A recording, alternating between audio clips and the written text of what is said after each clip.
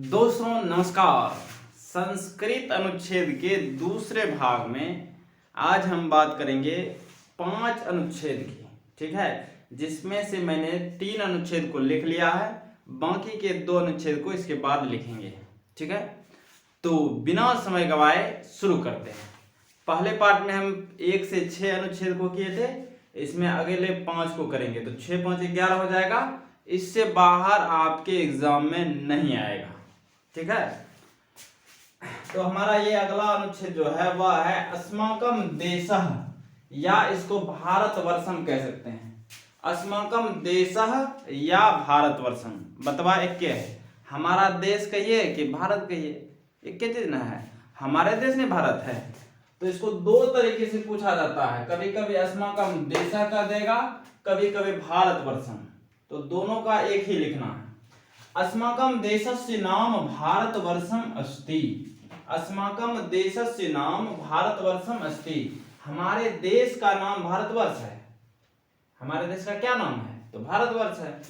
एषः देशः कृषि प्रधानः ग्राम प्रधानः च अस्ति। यह देश जो है कृषि प्रधान और ग्राम प्रधान देश है। हमारा भारत देश जो है कृषि प्रधान, यहाँ मुख्य रूप से कृषि होती है और ग्राम प्रधान है। ठीक है, अत्रैव अनेके महापुरुषा अभवन। अत्रैव यहाँ ही अनेक महापुरुष हुए। यहाँ ही अत्र प्लस एव, अत्र में यहाँ, एव में ही, यहाँ ही अनेक महापुरुष हुए। कहाँ? भारतवर्ष में। तेसु, जिनमें रामः कृष्णः गौतमः गांधी मालवीय इत्यादि आसन, जिनमें राम कृष्ण गौतम गांधी मालवीय इत्यादि हैं। अस्य देशस्य राजधानी दिल्ली महानगरम अस्ति। इस देश की यानी हमारे भारत देश की राजधानी जो है दिल्ली महानगर है। अस्य देशस्य राजधानी दिल्ली महानगरम अस्ति। हमारे देश की राजधानी दिल्ली महानगर है। प्राचीन काले अत्र अन्य देशतः छात्राः अध्ययनार्थम आगच्छन्ति स्म। क्या बोल रहा है? प्राचीन काले अत्र अन्य देशतः छात्राः अध्ययनार्थम आगच्छन्ति स्म। प्राचीन काल में, प्राचीन समय में यहाँ अन्य देशतः यानी दूसरे देश के छात्र अध्ययन के लिए आते थे। हमारे भारत देश में प्राचीन समय में यहाँ पर दूसरे देश के छात्र पढ़ने के लिए आते थे, अध्ययन करने के लिए। गंगा गोदावरी सतलज इत्यादि अनेका नद्यः सन्ति। हमारे यहाँ पर गंगा है, गोदावरी सतलज आदि अनेक नदियां हैं। ठीक है, गंगा गोदावरी सतलज आदि अनेका नद्यः सन्ति। हमारे यहाँ गंगा गोदावरी सतलज आदि अनेक नदियां हैं। उत्तरस्याम दिशि नगाधिराजा हिमालय सुशोभते। हमारे देश के उत्तर दिशा में, ठीक है, किधर? उत्तर दिशा में नगाधिराज हिमालय सुशोभते हैं, मतलब शोभित होते हैं। हमारे देश के उत्तर दिशा में हिमालय है ही नहीं है? हिमालय पे भी पढ़े थे, हिमालय में जो पढ़े थे। तो इसको एक बार फिर से रिवीजन करते हैं। अस्माकं देशस्य नाम भारतवर्षम अस्ति। हमारे देश का नाम भारतवर्ष है। एषः देशः कृषि प्रधानः ग्राम प्रधानः च अस्ति।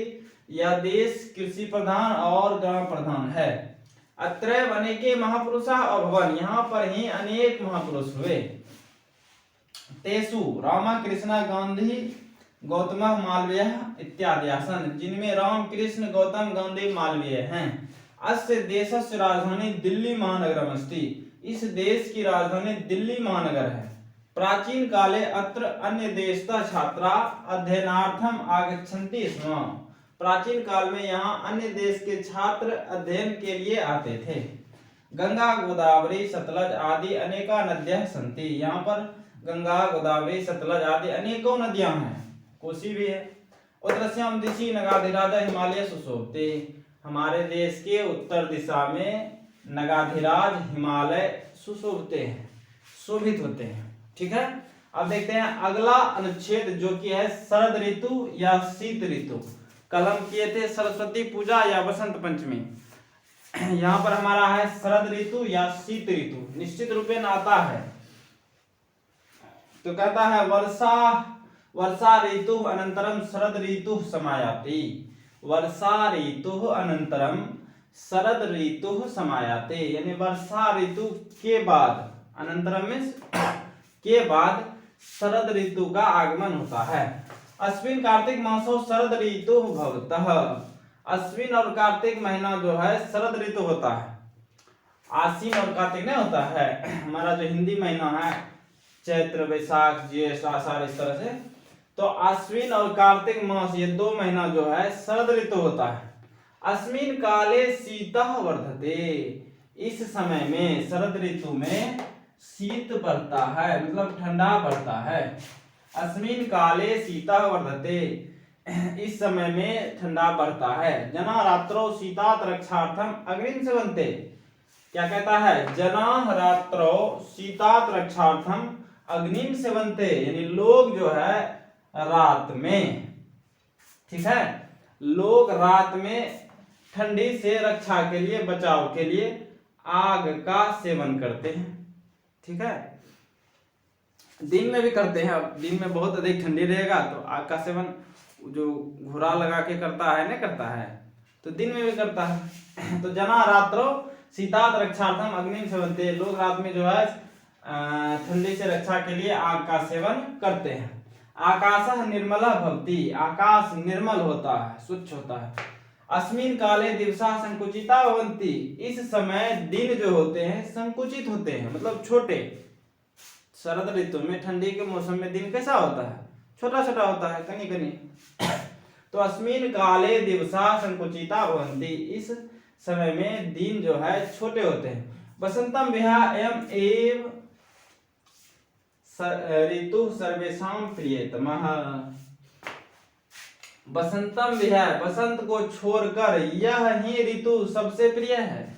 हालांकि बसंत ऋतु को जो है ऋतुओं का राजा कहा जाता है, लेकिन बसंत को छोड़ करके यह ऋतु ही सबसे प्रिय है, ठीक है।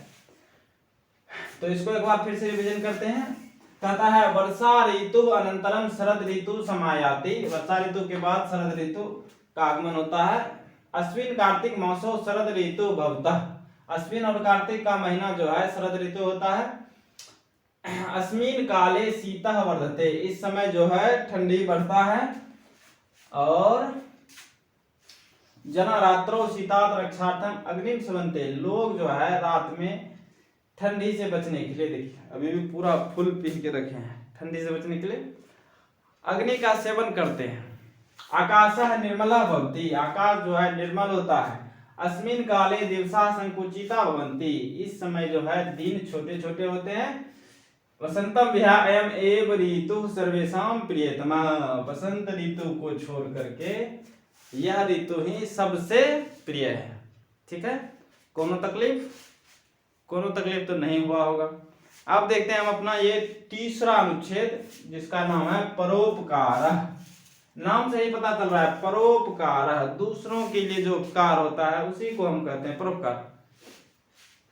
पहला लाइन में वही लिखे हैं, परेशान उपकार परोपकार कथ्यते, परेशान उपकार परोपकार कथ्यते, दूसरों के लिए जो उपकार करते हैं वही परोपकार कहा जाता है। दूसरों के लिए उपकार परोपकार कहा जाता है। परोपकार मानवस्य एकः उत्तमः गुणः अस्ति, ठीक है।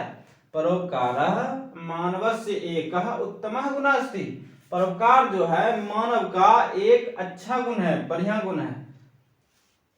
अगर आप सक्षम है तो परोपकार आप अवश्य करें, ठीक है। यह एक बढ़िया गुण है, इससे आपको सुख मिलेगा, शांति मिलेगा, ठीक है। कभी भलाई अगर कीजिएगा तो बहुत सुख का अनुभव होता है। तो परोपकारः मानवस्य एकः उत्तमः गुणः अस्ति, अगर आप परोपकार नहीं कर सकते हैं तो आपको किसी की बुराई करने का भी कोई हक नहीं है। परोपकार जो है मानव का एक अच्छा गुण है, बढ़िया गुण है।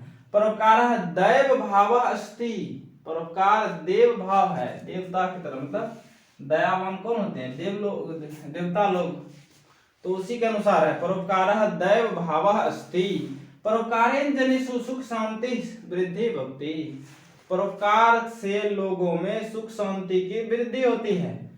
परोपकारेण जनेषु सुख शांति वृद्धि भवति, परोपकार से लोगों में सुख शांति की वृद्धि होती है।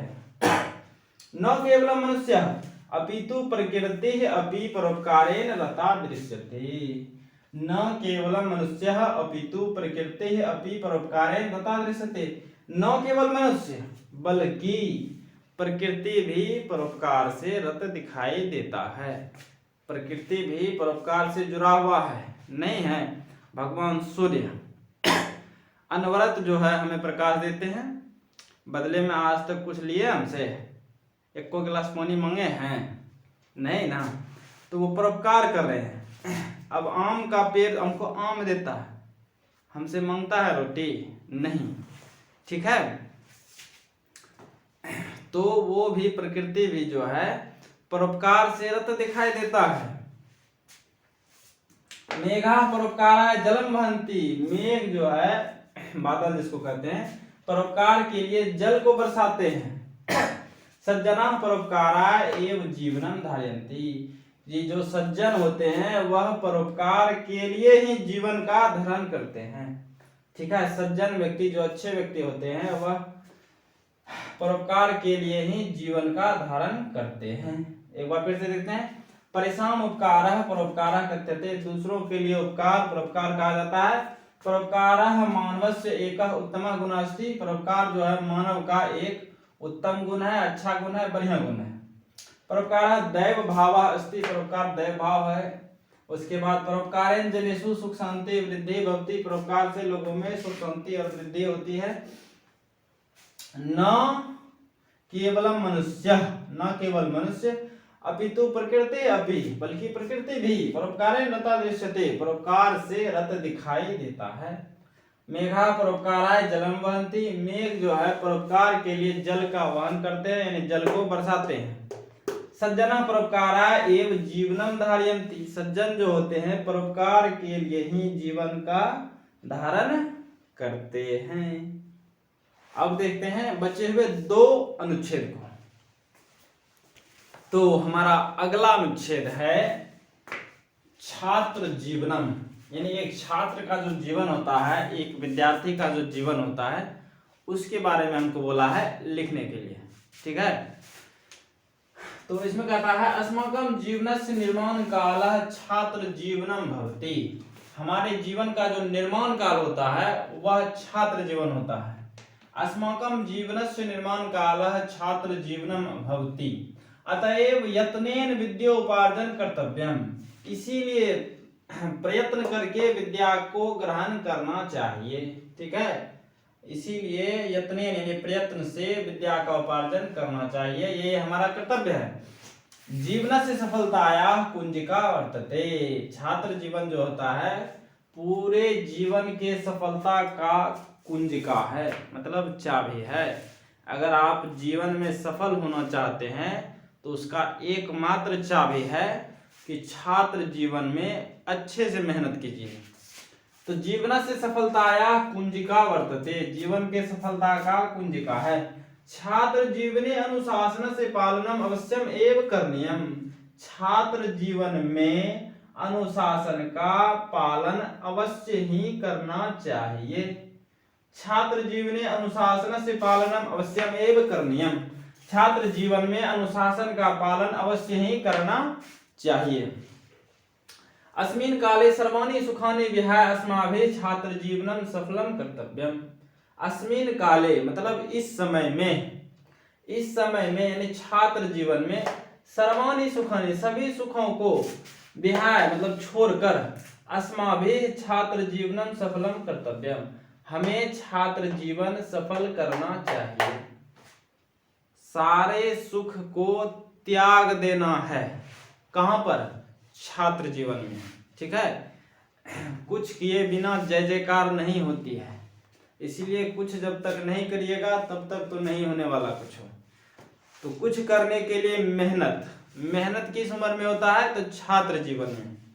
तो अस्मिन् काले सर्वाणि सुखानि विहाय अस्माभिः छात्र जीवनं सफलं कर्तव्यम। इस काल में सभी सुखों को छोड़ करके हमें छात्र जीवन को सफल करना चाहिए।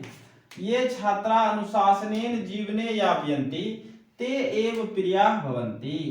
जो छात्र अनुशासन से जीवन व्यतीत करते हैं वह ही प्रिय होते हैं, मतलब तेज होते हैं।